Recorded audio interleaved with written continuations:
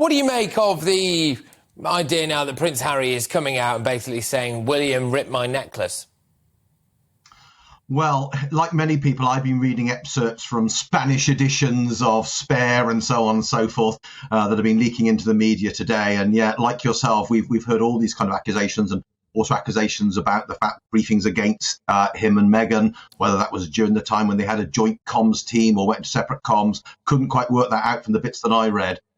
Basically, it's really, really sad. And my feeling is, having seen the history of what happened between Prince Charles, as he then was, and Princess Diana, as she then was, as they played out a family breakdown over the media airways, I just think it's absolutely tragic seeing this happen again. And clearly, I'm not in a position to comment on all the detailed accusations, but I feel this is no way to conduct a family disagreement. Well, it's not. Not just royal, and any family disagreement. One thing I think you are qualified to comment on, as a licensed lay minister for the Church of England, King Charles, the head of the church, should he not have a duty now then, in his religious capacity, to forgive, to move on, to seek reconciliation, or not?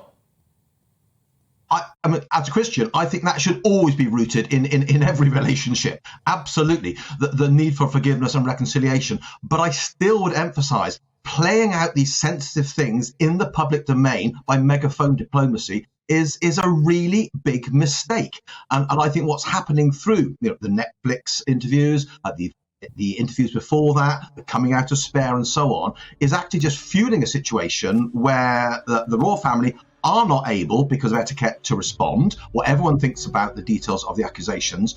And yet what it does is it just simply escalates further and further. So yeah, there is always an emphasis, in my opinion, on forgiveness, reconciliation moving forward. But that's not going to happen while this very sensitive situation is played out in the full glare of the media. No, I think it's really sad and a big mistake. Big mistake.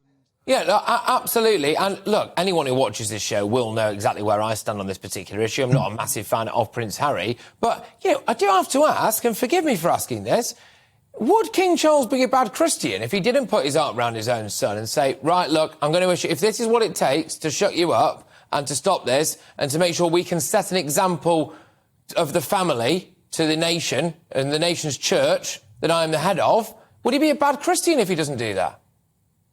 Well, certainly, obviously, the final analysis, that's between King Charles and God. But nevertheless, if he was phoning me this afternoon, and it's unlikely, I've checked my phone, but if he were phoning me this afternoon, I would say, go the extra mile, reach out, no matter how hurt you feel, no matter how betrayed you feel, because sometimes it's in those extraordinary reachings out that miracles of grace happen, even in situations like this. So yeah, I can't comment on where he stands with his faith. I can't comment where he stands before God. But as a human being, I would say to him, and as a fellow Christian, I would say, please reach out, regardless of wrongs done, regardless of how slighted you feel. Because sometimes one has to do this. In Jesus' phrase, go the extra mile, do the thing that you don't think should be expected of you.